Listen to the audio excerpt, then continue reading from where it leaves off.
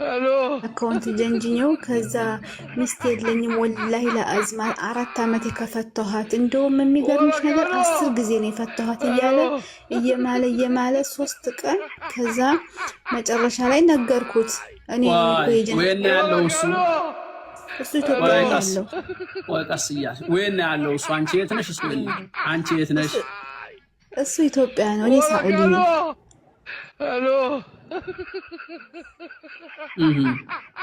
ከዛ የለኝም ብሎ ፎቶ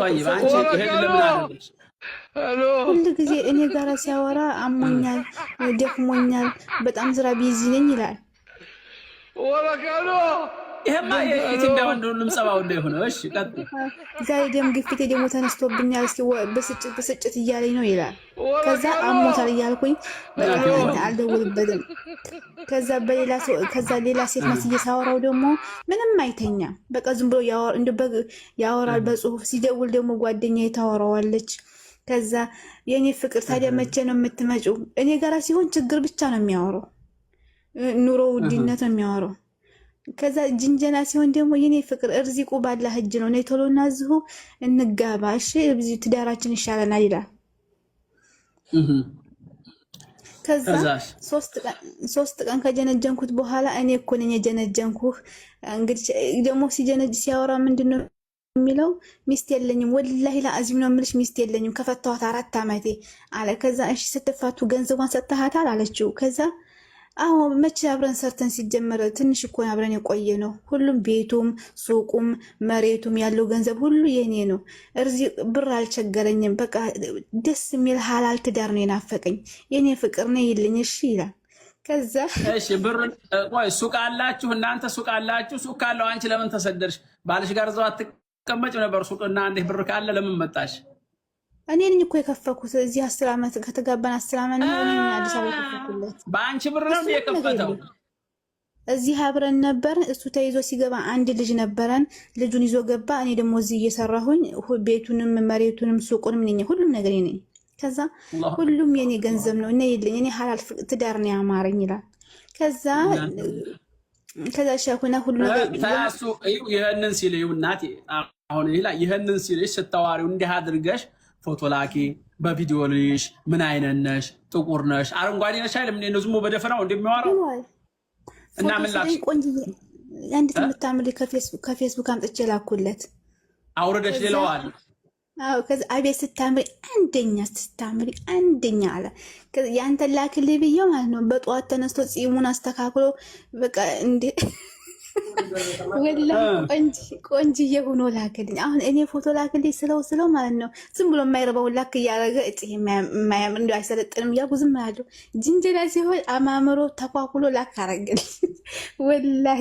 ከዚህ ከ4 ቀን በኋላ 3 ቀን ጀንጅኝ ድምፁን ከቀዳሁ በኋላ እኔ ነኝ መቼም ወደድክም ጠላህም እኔ ነኝ ያስደነጀንኩህ።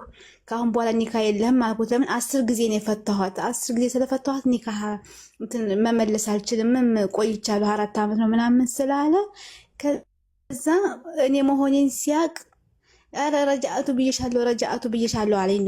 የዛኑ ቀን ማለት ነው 10 ጊዜ ፈታሁ እያልክ ነው እንደ ረጃአቱ የምትለው? ሲጀምር አልፈልግህም አልኩት። 10 ጊዜ እንደማይቻል ስለማቅ ነው እንደዛ ያልኩት አለ። እና አብሬ መኖር አልፈልግም፣ ያው ገንዘቤን ተካፍዬ መውጣት ነው የምፈልገው። እና የእሱ ኒካህ አለ ወይስ የለም? እንደው ከባድ ነው ልጅ። አሁን ይሄ አንደኛ ነገር አንቺም ትልቅ ስህተት ሰርተሻል።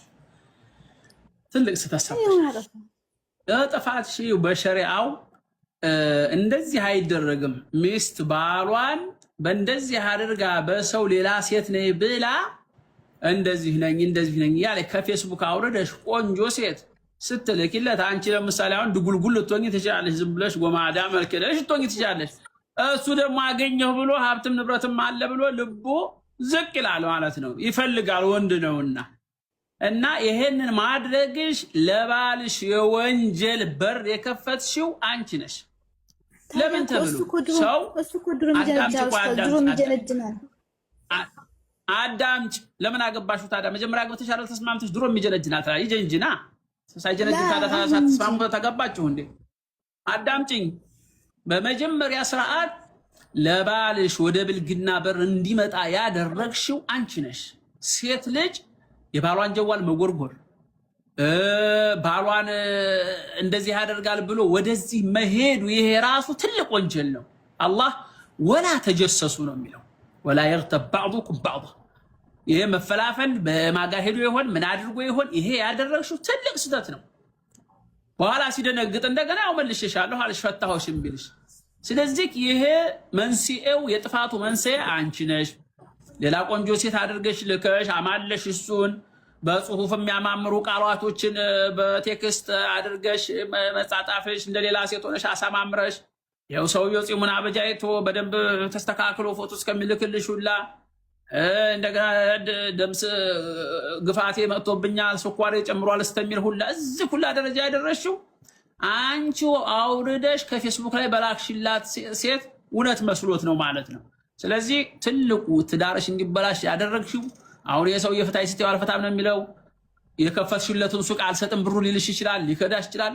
ስለዚህ አሁን አንቺም እንደምታደርጊው እንደዚህ ያደረገ ነው ብለሽ ለቤተሰቦቻችሁ ንገሪና የሚቆጠብ ከሆነ የሚታረም ከሆነ ይሄን ጉዱን መረጃ ይዣለሁ ብለሻል፣ አንቺ ቀርጸሻል፣ ድምጹንም ምኑም ይሄው ባካችሁ እንደዚህ ያደረገኝ ስለዚህ ስርዓት የያዝ ባሌ ብለሽ ለቤተሰቦችሽ አምልኪና ቤተሰቦችሽ እዛው አፋቱሽም ማኖሩሽም ያንን አድርጊ። ለእንግዲሁ ግን እባካችሁ ሴቶች ይሄን እንዲህ አይነት ነገር አታድርጉ።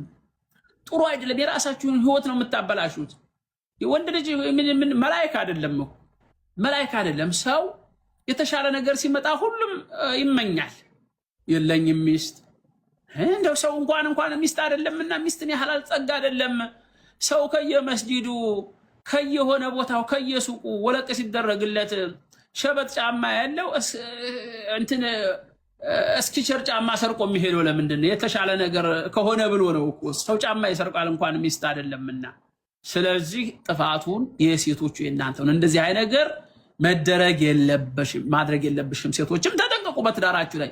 ወንዶችም ሰማችሁ ሚስት ዘይነባ ከሆነች ትግስት ሆና ብመጣ ሃይ ብትልህ በውስጥ ፌሩዝ ሆና ብመጣ ሞቢና ዙዙ ሃይ ብትልህ እየው እየሰማ ነው። ይሄን ጉድህን አፈን ከፍተህ እያልክ ፎቶን እየተነሳህ እየነቃቀስክ እያረክ ፎቶ ልካለሁ ብትል የዚች ሊባል ያጋጠመው ያጋጥማሃል።